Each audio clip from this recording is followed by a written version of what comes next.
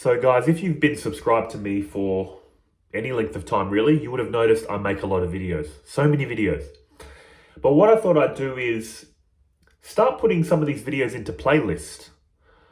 And the playlist I'm going to start making is like beginner type videos.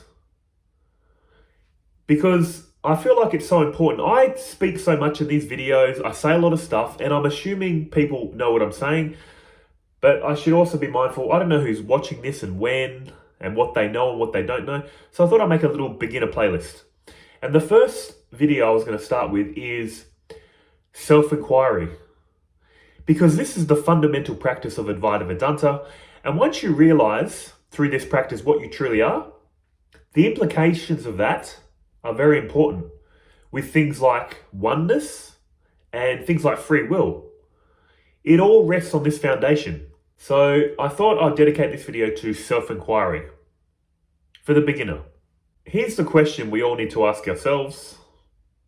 Do you feel like you exist? Do you know you're alive? We can debate so many things, and we do, don't we, in this life? So many things can be argued, debated, or our beliefs can change. I believe this, now I believe that. The one thing we cannot deny is we know we exist. Even the philosopher Descartes realized this. He questioned everything. He questioned if he was a human. He questioned, is this reality presented to me by some evil demon, deceiving my senses? He questioned it all and realized, I think, therefore I am. Advaita Vedanta would say, I am, therefore I think. But let's not get into that now. But the fact remains, do you feel like you exist? Yes, I know I exist. Here's the issue though in Advaita Vedanta. They say we're living in ignorance. We're ignorant about so many things in life. Now, ignorance in Hinduism doesn't mean you're stupid. It just means you're not seeing reality as it is. I think it was Socrates as well who said, the unexamined life isn't worth living. See, we assume, yeah, I exist. But we assume I exist as this person because we think it's so obvious. Why even investigate? By the way, same with free will. We assume we've got free will, they're saying. But on investigation, you realize that's false. And it all ties in with this illusion of identity. But like I said in this video, it's going to be about self-inquiry. So we'll stick to that. So you feel like you exist. You feel like you're aware. Now, do you know this world or does it know you? What do you think? I think I know this world. That sounds the most truest to me. So we don't think we're the world. This is easy. We know it, and we don't even feel like it anyway. The ego does a good job of that. Half of our experience, we don't even feel like. Easy. Good on you, ego. You did something right. So let's move to this body. The physical body that everyone can see and study. The doctors can study it. We can see it. Others can see it. This body is made of food and water, isn't it? Blood, bone. We can't see the blood and bone, but the physical body, the flesh. Are we aware of it or is it aware of us? What sounds more true? I'm aware of this physical body. To be aware of it means it can't essentially be me. So I must be something subtler then. Let's go deeper. The breath. They call this the pranic body in Hinduism. The life force. Are you aware of the breath or is it aware of you? What sounds more real? I'm aware of the breath. I feel it coming, going. I can smell it if I've eaten garlic or onions. I can think about it. I know it. I know it as an object. It has objective qualities. So let's move subtler. Our feelings. Do we know our feelings or do they know us? I know my feelings. They're constantly changing. Different levels of intensity. They have objective qualities, so I know them. So I can't be these feelings. Essentially, let's go subtler. Thoughts. Do I know thoughts or do they know me? Do my thoughts say, hello, Simon, haven't seen you for a while. You haven't thought me for a while. Good to see you again. No? Those kind of thoughts would be kind of weird. But essentially, you know your thoughts. They don't know you. They have objective qualities. They're coming and going. You see them come and go. Let's move on to the ego. First of all, where does the ego feel like it's located? You might locate ego. I'm not going to judge. You might think your ego's in your elbow, your knee, your nose. I feel my ego, if I can locate it, behind my eyes, in between my ears, somewhere here. I can locate ego. I've scanned my body and think this ego belongs here. Also, what is ego really? It's just the I thought. All the ego is taking all your thoughts and adding the word I to it. All your ego is doing is you're performing actions and then it makes a story about it. You perform the action, you have the feeling I want cake. You go to the fridge and then the ego says I ate the cake. And then it can feel guilty. Oh, but I was meant to be on a diet. See? This body is basically living a life. The ego makes a story up about it and then we believe the story. That's all the ego's doing. But in any case, do you know this story or does it know you? I know this ego. It's constantly changing, constantly telling me different things, good and bad, making me feel good and bad because I'm really getting involved in the story. Beyond ego, they say thoughts, feelings, and ego belong to the mind body. There's a fourth body they talk about in Hinduism, the intellect sheath. The intellect is the reasoning part of the mind that analyzes everything the body and mind wants to do, that the ego wants to do, and brings in some logic. You shouldn't do this, you shouldn't do that, for long-term happiness. And I say long-term happiness because we all know if you devote yourself to studying something long-term, or if you devote yourself to a good term quality long-term relationship, day in and day out, you don't want to study, or if you're gymming as well. You don't want to go to the gym, you don't want to study. This person today is annoying the crap out of you. Why are you even in this relationship, you're thinking? But the intellect brings in some logic, reasoning, going, look, everyone has arguments. You're not going to feel like exercising every day. You need to study hard. It will give you long-term happiness because in the end, once you master a long-term relationship, a good-looking body, you get your degree, whatever you're studying, long-term happiness. Not getting diabetes. You know, when the ego says, I want candy. I don't care about diabetes. I just want sugar now. Yeah, happiness in the moment, but long-term misery. This is what the intellect is doing. Now, do you know the intellect or does it know you? Are you aware of that reasoning part of the mind that says, don't do this, don't do that. You're going to mess up your life doing this. I know it. Well, I know it personally. I'm assuming you do too. So you can't be the intellect. If you go beyond intellect, what are you aware of? If you could just visualize going beyond intellect or intuit beyond intellect, I'm aware of a blank. Aware of a blank. They call this the causal body in Hinduism. It's basically like your subconscious. They talk about it in the West. The causal body is like the seeds, your habits, your tendencies. It makes you talk the same every day, think the same every day, similar thought patterns, experience this reality. They say it's like when you're awake, all the seeds of the causal body sprout through the subtle body and the physical body. They project a reality. This is very metaphysical, I know, but basically when you're awake, it projects the reality. When you're asleep, it retracts back into the seed state, which is experienced as a blank, for anyone that'd like to know. But in any case, are you aware of the blank? Or is it aware of you? I'm aware of that blank. What are we left with, guys? We're aware of the world. We're aware of the physical body. We're aware of our breath, our thoughts, our feelings, our ego, our intellect, the blankness beyond intellect. But we still feel like we exist. We still know we exist. I've described your whole experience of reality, but you cannot be known. You cannot be known objectively. You cannot be known, but you're more than known, aren't you? This is why they say in Advaita Vedanta, your essence is pure knowing, pure consciousness.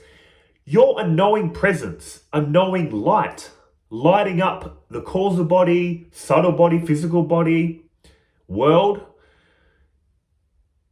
And this is what self-inquiry is showing you. And look, I'm just made one video, but you need to spend so much time on this to really understand what they're saying. It's very subtle, but once it clicks, you realize your true self. It's so shocking. Every time, even when I do this exercise, it's so stunning, shocking to me. Your essence is a miracle. And what effect does this give you? What effect it gives me is, once you realize this about yourself, you feel like you're watching this person live a life. This person is made up of a physical body, subtle body. They call the subtle body your thoughts and feelings, or they call it the soul in Western religion. This body is made up of a physical body, subtle body, and ego. Here's the important thing. If you're into the teachings of spirituality, you might come across people saying the ego needs to be killed, gotten rid of. No, it can't be, and it doesn't need to be. The ego is just a function of this body-mind. It's harmless. All it does is appropriate all the actions and thoughts of this body-mind and collect them up and make it into a story. That's all it's doing, harmless. The mess we get into is what most people think. I am this body, I am this mind, I am this ego. This is what causes us suffering. When you realize I'm not this body, mind, ego, it can still function. It's harmless. The ego won't cause you any trouble. The effect it will give you is, picture life right now as a dream. Like you know you're in a dream right now. There's a dream body in a dream world. What this will have on you once it sinks in is, it's like you realize I'm the dreamer outside the dream, dreaming this up. The dreamer is never in the dream, are they? So you intuit this about yourself. You're like the dreamer outside the dream, watching this person live a life, trying to become spiritual, trying to meditate, doesn't work, has a good meditation session, has a bad one, tries to practice devotion. You watch this person try to become better. And you might be saying, well, once you realize your true self, what does it matter what this person does? Because here's the beautiful thing about non-duality. It's all inclusive. If you go from, I'm this person living a life, you're going to be in suffering. If you go to that witness state, once you realize you're the witness, you can identify with that. And a lot of neo-advaita people do that. They realize that, and then that's their new identity. And they ignore this person, spiritually bypass, don't show compassion to others, because I'm the witness. This has nothing to do with me. This is wrong. You need to intuit that about yourself. But because it's a non-dual reality, accept all of reality. You still need to acknowledge you feel like there is a person here living a life. So at the deepest level, you'll find peace and completeness by realizing your true self, by intuiting your true self. But again, this person you thought you were still continues. So you need to make this person happy. And how do you do that? Spiritual practice. What makes this person happy? A calm, concentrated mind and a mindset of devotion. Why is that? Because the ego is the opposite of that. The ego is the sense of separation, which breeds desire, which breeds thoughts of me and mine, which breeds thoughts of free will. Swami Vivekananda had a great quote. He said, free will is a contradiction in terms, because will happens at the level of causation. How can you will anything in causation? Everything in this reality is happening by the laws of physics, cause and effect. To say you have free will is to say, I can somehow alter the laws of cause and effect. Because every decision you make, every thought you think had a prior cause or effect to make you do that or think that. It'll be like a wave in the ocean thinking, I can somehow will the ocean, bend it to my will. It can't. The ocean controls the wave, not the other way around. When the wave really thinks it's separate from other waves in the ocean, it thinks I can freely move around, I'm doing everything. But when the wave realizes it's the ocean, it's common sense. How can I will anything?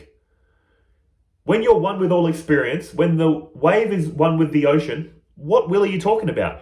Look, I've just given some spoiler alerts to future videos. But that's what I'm saying, guys. The implications of realizing oneness, of realizing your true self, all these things like free will and all this stuff will slowly dissolve from the ego. Also, I should mention, this witness state that you realize, it is still dualistic, but a better type of dualism. We originally think I'm this person living a life. That's dualism. Separate person in a separate world. Then we go to the witness state. I'm a knowing presence. I'm like the dreamer outside the dream, dreaming this up. That's still a dualism. But the ultimate aim of non-duality is to merge the two. The pure witness that you are and the objective reality you're experiencing is one and the same reality. They can't exist without each other. Because if you have pure consciousness without anything to know, it's going to be a blank. If you have an objective reality without consciousness, it's going to be a blank. The nature of consciousness is to know. That's its intrinsic nature. But the issue pure consciousness has, issue in quotes, is pure consciousness nature is to know, but it is one and undivided. What does this mean? If its nature is to know, it needs to know something. So pure consciousness splits itself up, apparently, into subject and object.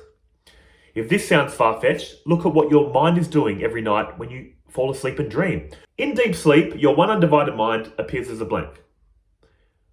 When a dream starts emerging, your one undivided mind starts generating a dream, apparently splits itself up into subject and object. A subjective dream character in a dream world. So this is what they're ultimately trying to get you at in Advaita Vedanta. You first need to untangle yourself from thinking I'm this person, realize you're the pure witness, but then the pure witness and this self has to reintegrate, merge back in. This is what true non-duality is. What it will also show you is no one's ultimately right and no one's ultimately wrong. This reality is made of truth. Truth in the sense of it's made of pure consciousness. When you thought you were just this person living a life, it was true, because that's what you believed. When you realize the witness state and feel like I'm watching this person live a life, it is truth, because that's what you believe. The substance of reality is made of truth, pure consciousness, pure knowing. That's why everyone is ultimately right at the time of what they're thinking is right. Christians are right, Muslims are right, atheists are right, Advaita Vedantins are right. This isn't some cop-out sitting on the fence, like, oh, I know the trick, everyone's right. You need to see why this is the case. Because the fabric is truth. So however this fabric molds itself, shapes itself, is truth. That's why throughout all your life, you've always thought you're right. You thought Santa Claus was real. Then you thought Santa Claus isn't real. You thought Christianity was right. Then atheism. Then Buddhism. Then Hinduism. I'm going through my past self, by the way. Right. Until you get to the point where you realize no one's right, no one's wrong. When your mind goes silent, when all this self-inquiry does its job, you realize this cannot be spoken about. But even that's a concept. You also need to realize the fabric of all language is made from that too. So there is no right, there is no wrong. You don't need to sit in silence. You don't need to talk about it. That's the effect. Internally, bang, that's the effect on your mind. But once you come out of that, you're back living life. Before enlightenment, chop wood, carry water. After enlightenment, chop wood, carry water. Life goes on as normal. But you just have this deep sense of peace, oneness, not feeling like you're in control.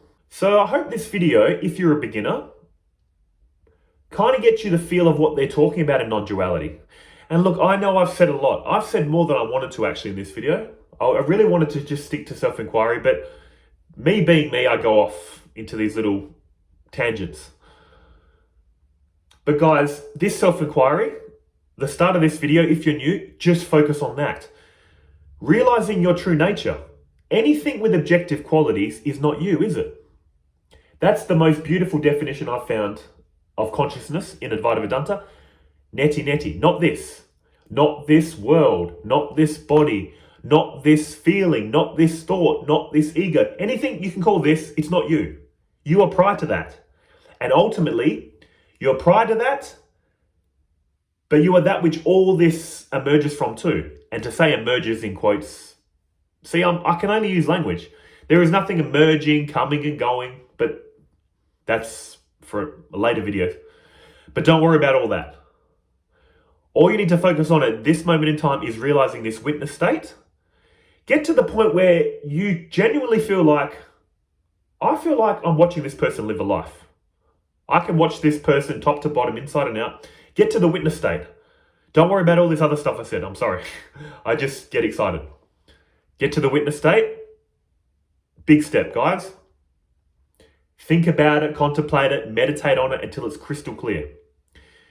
This is half the job done in Advaita Vedanta, and it's a big step. If you can get there, you're doing so well. Oh, but until the next video, guys, take care of yourselves, okay? See ya.